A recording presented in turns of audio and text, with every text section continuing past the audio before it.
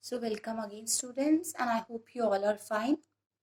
So we are again here for discussing our remaining points on chapter 2 of geography, and we were studying chapter 2, that is the physical features of India. In that we were studying the physiographic divisions. So earlier we have studied that the physical features of India can be grouped under the following physiographic divisions, and they were the Himalayan mountains and the northern plains. Of Himalayan mountains and northern plains we have studied earlier also. Today we will study about the peninsular plateau, the Indian desert, the coastal plains, and about the island. So starting with the peninsular plateau, firstly we study about the peninsular plateau. The peninsular plateau, it is also known as the tableland. Why? Because it is covered with, it is composed of the old crystalline, igneous and the metamorphic rocks. Igneous rocks you all know well, which are formed after the volcanic eruptions. Then crystalline means when they go under some chemical processes, and the metamorphic rocks, they are created by the physical or chemical alteration by the heat and pressure of an existing igneous rocks.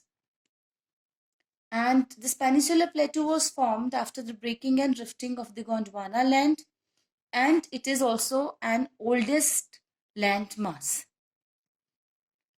This plateau, the peninsular plateau, it has broad and shallow valleys. The valleys are broad and shallow, and the hills are rounded. One of the distinctive feature of the peninsular plateau, so one of the important feature of the peninsular plateau, that is soil is black, and that soil is black soil is known as the Deccan Trap. And because the volcanic origin is more there, so the rocks are igneous there. And these rocks have denuded over time. Denuded means to remove the covering. They have removed the covering, and that is why they are responsible for the formation of black soil. The Aravalli Hills lie on the western and northwestern margins. So on the peninsular plateau, the Aravalli Hills lie on the western and northwestern margins. So the peninsular plateau, it consists of two broad divisions, and the broad divisions are the Central Highlands and the Deccan Plateau. Firstly, we study about the Central Highlands, the part of the peninsular plateau lying to the north of the river. So the part of peninsular plateau which lies to the north of the Narmada river and which also covers a major area of the Malwa plateau. It is known as the Central Highlands. The Vindhyan range is bounded by the Central Highlands on the south. So, on Central Highlands, they are bounded by the Vindhyan range on the south and the Aravalli Hills on the northwest. The flow of the rivers which are draining in this region, they are Chambal, the Sindh, the Betwa, and the Ken. And they are from southwest to northwest. They also indicates the slope. The eastward extension of this plateau, it is locally known as the Bundelkhand and the Baghelkhand. The Chota Nagpur plateau marks the further eastward extension drained by the Damodar river.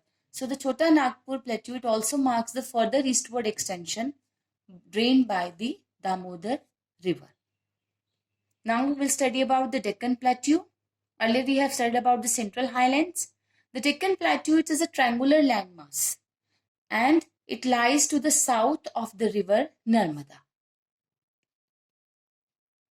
The Satpura range flanks its broad base in the north. So the Satpura range, it makes it broad base in the north, while the Mahadev, the Kaimpur hills and the Malkal, they makes its range from eastern extensions.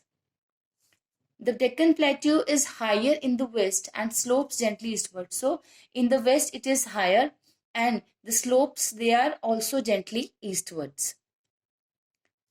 It is by the fault, it is separated from the Chota Nagpur Plateau, and the three prominent hills are there which are from west to east. These are Garo, the Khasi and the Jantia hills. The Western Ghats and the Eastern Ghats mark the western and the eastern edges of the Deccan Plateau. So, the famous Western Ghats and the Eastern Ghats, they mark their eastern and western edges of Deccan Plateau. We'll study about now the Western Ghats and the Eastern Ghats. So firstly about the Western Ghats, as you can see clearly in the picture also. They are located on the west coast of the India. It is clear in the picture. And the sources of the rivers, they are Godavari, Krishna and Kaveri. And its highest peak is Anaimudi. So it is, you can see in the location, it is located in the west coast, and the rivers are Godavari, Krishna and Kaveri, and its highest peak is Anaimudi. Now Eastern Ghats, it lies on the east coast, and they are broken by small and fast flowing rivers. It is broken by fast and very slow rivers, small rivers. It's Western Ghats highest peak is Anaimudi and its highest peak is Mahendragiri. And there were three major rivers, Krishna, Kaveri, and no major rivers are there. So there we have studied the three major rivers. Here no major rivers are in the Eastern Ghat. Now we study about the Indian desert. I hope you all have seen the desert. The Indian desert, it lies towards the western margins of the Aravalli Hills. So Indian desert, it lies to the western margins of Aravalli Hills. It is an undulating sandy plain covered with the sand dunes. What is undulating? I think if you have seen the desert, you have seen some waves are there in the sands. So that is undulating. Undulating, when they move gently up and down, it makes a wave. The sand moves up and down and it is covered with the sand. So it is called as undulating. This region receives very low rainfall. So as we know, the deserts, they receive less rainfall. And because they receive less rainfall, so climate is arid and vegetation is also very low. The streams, it all appears in the deserts in the rainy season, but soon they disappear. Why? Because they cannot stand in the sand as they do not have enough water, so they disappear. Next we'll study. Now, Luni is the only river in this region. In the picture, you can see clearly the Luni river. Birchens. Birchens are the crescent-shaped dunes. You can see in the picture also that birchens, they cover the large areas, but longitudinal dunes become more prominent near the Indo-Pakistan boundary. So, the longitudinal dunes, they become prominent near the boundary of India and Pakistan, and the birchens, they cover the large areas of the deserts. It is clear with the picture. Now we'll study about the coastal plains. The Peninsular Plateau is flanked by a stretch of narrow coastal slips running along the Arabian Sea on the west and the Bay of Bengal on the east. So Peninsular Plateau, it is flanked by the stretch of narrow coastal slips. So there are narrow coastal strips and they are running with you can see the lines, the narrow strips. They are lying on the Arabian Sea on the west and Bay of Bengal on the east. Both the sides you can see that strips. We'll study more about the western coast sandwiched between Western Ghats and the Arabian Sea. So you can see the coastal plains, the west coast. It is clear in the picture why it is called sandwich, because it is between the Western Ghats and the Arabian Sea. It consists of three sections. It has three sections. How? The northern part of the coast is called as the Konkan coast. You can clearly see in the picture. It is in Mumbai, Goa. The central stretch is called the Kannad Plain, while the southern stretch is referred as the Malabar coast. So we are studying that it consists of three sections. First, the northern part of the coast is Konkan. The central stretch is the Kannad Plain, and the southern stretch is as Malabar coast. And the southern part is known as the Coromandel coast. All the coast, it is clear here. These are the coastal plains. Now we'll study about the islands. India has a vast land. Besides this, the country has two groups of islands. So we are studying the physical features that India has a vast land, but still they have the group of islands also. Lakshadweep Islands group lying close to the Malabar coast of Kerala. So the Lakshadweep Island, where it lies close to the Malabar coast of Kerala. Earlier, Lakshadweep Islands were known as Laccadive, Minicoy and Amenday. So earlier their name was Laccadive, Minicoy and Amenday, but in 1973 these were named as Lakshadweep. It covers small area of 32 square kilometers, so area is very small. Kavarati Island is the administrative headquarters of the Lakshadweep. So administrative headquarters of Lakshadweep is Kavarati Island. The island group has great diversity of flora and fauna. So Lakshadweep Island, it has the diversity of flora and fauna. Now we study about the Andaman and the Nicobar Islands. The elongated chain of islands located in the Bay of Bengal extending from north to south. These are Andaman and the Nicobar Island. So these are a chain of islands, the chain of islands which are located in the Bay of Bengal, which extends from north to south. They are called Andaman and Nicobar Islands.